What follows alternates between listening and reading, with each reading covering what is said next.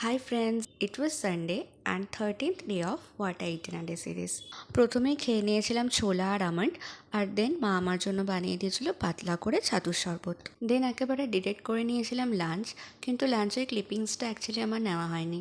যেহেতু সেদিন নীল পুজো ছিল আর মার উপাস ছিল, তাই মা আমাকে খাবার বেড়ে দিতে পারেনি, আমায় নিজেই নিজেটা করে নিতে হয়েছে। তাই সব কিছু করে আর খেয়াল ছিল না ক্লিপিংসটা নেওয়ার। তারপর মা গিয়েছিল একটা মন্দিরে শিব ঠাকুরের মাথায় জল ঢালতে, তো মায়ের সঙ্গে আমিও গিয়েছিলাম।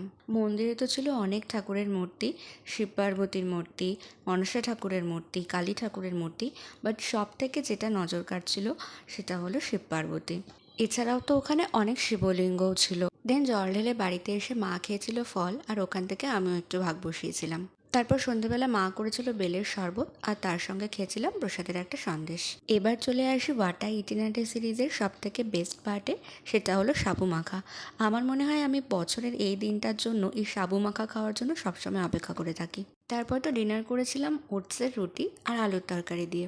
So that's it. এভাবেই কাটলো আজকের দিনটা। দেখা হচ্ছে পরের ভিডিওতে। Till then, tata.